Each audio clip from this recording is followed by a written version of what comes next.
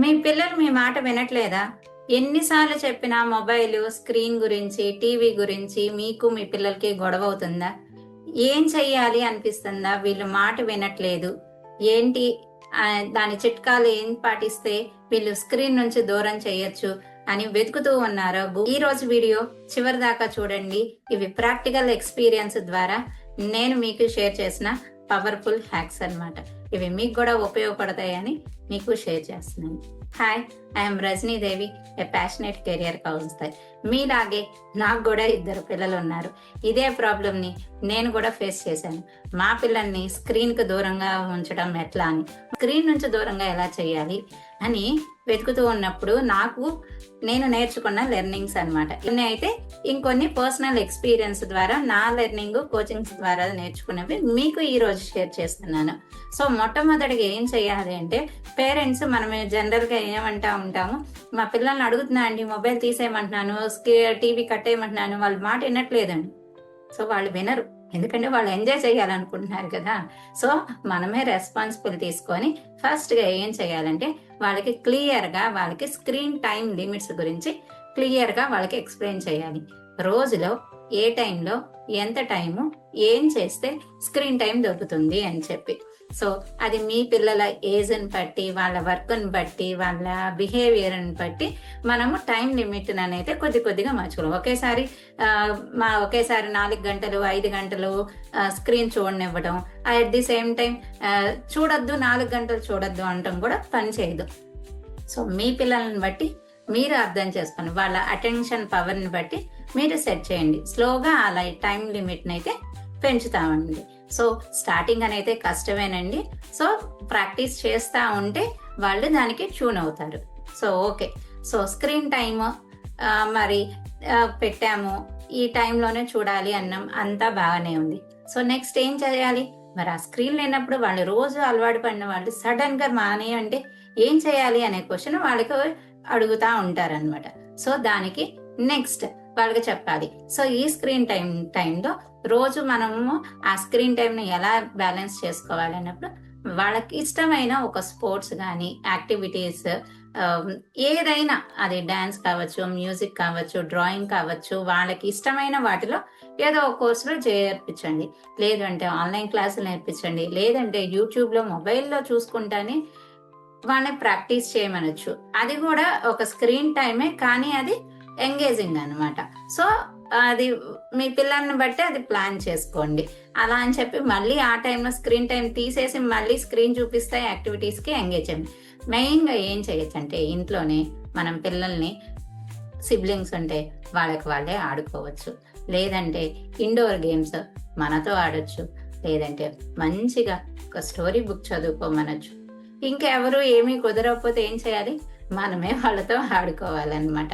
So next, ఈ screen time వాళ్ళు కూడా బోర్, అమ్మా రోజు ఇదే గేమ్సా, ఇదేం చేయాలి, ఇంకేం చేయాలని చక్కగా గేమ్స్ ఆడకపోయినా పర్లేదు, వాళ్ళతో ఎంగేజ్ విత్ దెమ్. సో మీరు వాళ్ళకి ఒక రోల్ మోడల్గా ఉండండి. రోల్ మోడల్గా ఉండి వాళ్ళకి ఒక సెట్ లిమిట్ చేయండి. డాడీ రోజు ఈ టైంలో ఆఫీస్ తన వర్క్ అయిన తర్వాత నాతో 1 hour స్పెండ్ చేస్తారు, అమ్మ ఈ టైంలో స్పెండ్ చేస్తుంది. వాళ్ళకి ఫిక్స్డ్ టైమింగ్స్ని అలవాటు చేయండి. సో మీరు కూడా ఆ టైమింగ్స్కి స్ట్రిక్ట్గా ఫాలో అయ్యేటట్టు ఆ టైమింగ్స్ని సెట్ చేసుకోండి. అది మేబీ బెడ్ టైం అవ్వచ్చు, ఈవినింగ్ టైం అవ్వచ్చు, సో స్కూల్ నుంచి రాగానే అవ్వచ్చు.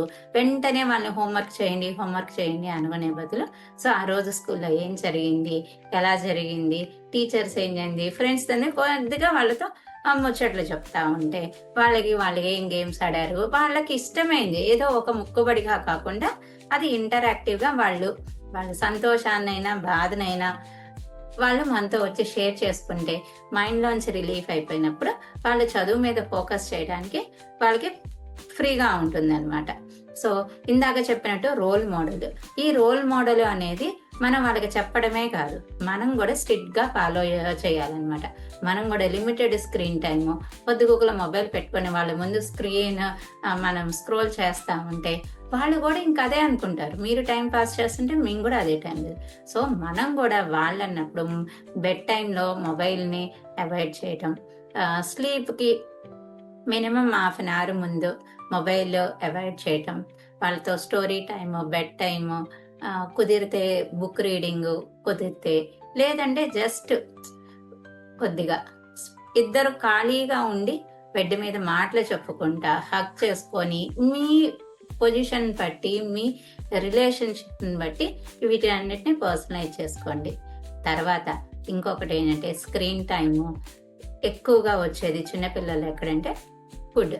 మనం తినేటప్పుడు జనరల్గా పిల్లలు వాళ్ళు తినట్లేదు, వాళ్ళు ఇష్టమైనవి తినట్లేదు, గంటలు గంటలు తింటున్నారు, వాళ్ళు ఏడుస్తున్నారు. వీటన్నిటిని అవాయిడ్ చేయడానికి మనకి టైం లేక, ఓపిక లేక, డిఫరెంట్ రీజన్స్ వల్ల మనము ఇప్పటిదాకా పేరెంట్స్ అదొక ఫ్యాషన్ అయిపోయి అన్నం తినేటప్పుడు మొబైల్ ఇచ్చేసి ఏదో ఒక వీడియోస్ పెట్టేసేస్తే వాళ్ళు మనం పెట్టిందల్లా తింటా ఉంటారు గొడవ పెట్టకుండా అని అనుకునే. కానీ అది చాలా పెద్ద తప్పు అనమాట. సో తినేటప్పుడు ఫోకస్ అనేది ఎంత తిన్నాము అనే దానికంటే దాన్ని ఎంత అటెన్షన్తో తిన్నాము, ఎంత ఇంట్రెస్ట్గా తిన్నాము అనేది చాలా ముఖ్యం. సో పిల్లలకి స్క్రీన్ టైం ఫస్ట్ కట్ చేయాల్సింది అంటే ఫుడ్ దగ్గర అనమాట. సో ఆ ఫుడ్ దగ్గర చక్కగా మాటలు చెప్పుకుంటా, ఫ్యామిలీతో కలిసి కుదిరితే కలిసి తింటా, dinner time, lunch time, at least డేలో 1 టైం అనేది ఫ్యామిలీ ఫుడ్ టైం అలాట్ చేస్తే మంచిది.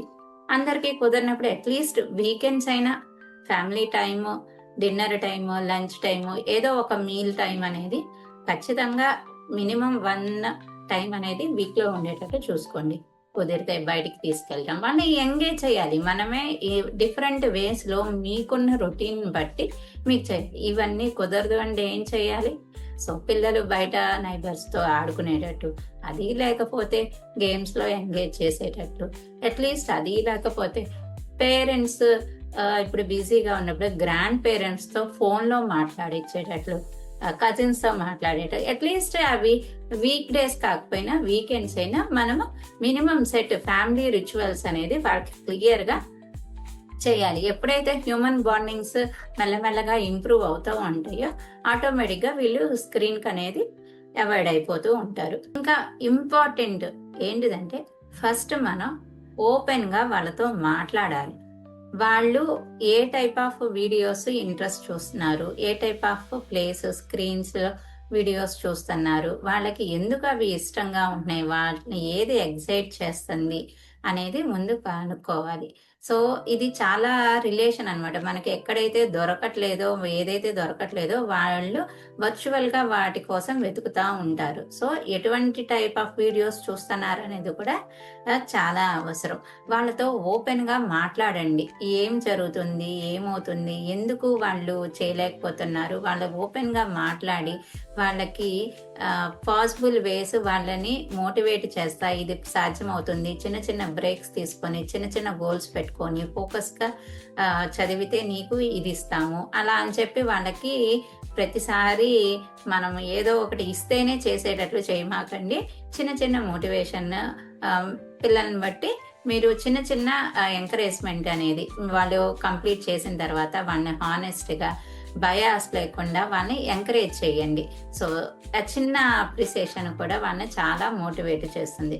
మెయిన్గా ఏంటంటే ఓపెన్ టు టాక్. వాళ్ళు మాట్లాడేటప్పుడు మనం బయాస్ లేకుండా, మళ్ళీ జడ్జి చేయకుండా, మధ్యలో వాళ్ళని మళ్ళీ తిట్టకుండా వాళ్ళని ఫస్ట్ వాళ్ళకి కావాల్సిందంటే మనం లిజన్ చేయటం. వాళ్ళు చెప్పేది ముందు లిజన్, చెప్పిన తర్వాత take some pause and positive మేనర్లో నిదానంగా వాళ్ళకి పేరెంట్స్ మనం ఎందుకు ఇలా చెప్తున్నాము, ఇది చేస్తే ఏమవుతుంది, ఎప్పుడైతే వాళ్ళకి అర్థమయ్యేటట్లు చేస్తామో ఇది ఒక పనిష్మెంట్ కాదు, వాళ్ళ మంచి కోసమే చెప్తున్నామని మనము ఒక అగ్రెసివ్ టోన్తో కాకుండా మంచి టోన్తో మాట్లాడితే వాళ్ళు ముందు అసలు మానటానికి ప్రయత్నం అయితే ఖచ్చితంగా చేస్తారు.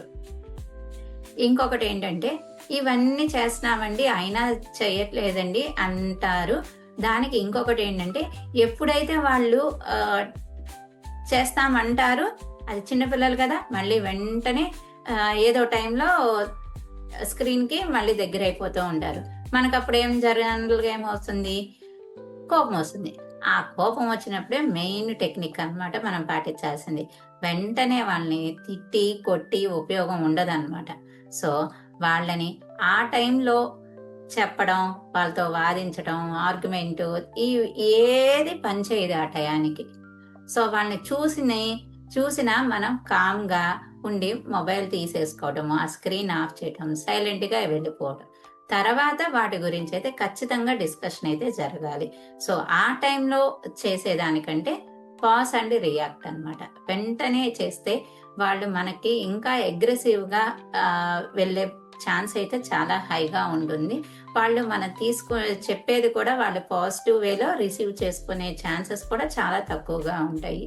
So open to discuss and small ఫ్రేమ్స్తో ఎప్పుడెప్పుడు మనము ఇంప్రూవ్ చేసుకుంటే, ఒకటే టెక్నిక్ ఎవరికి ఎప్పుడు పనిచేయదు, లాంగ్ టైమ్ పనిచేయదు.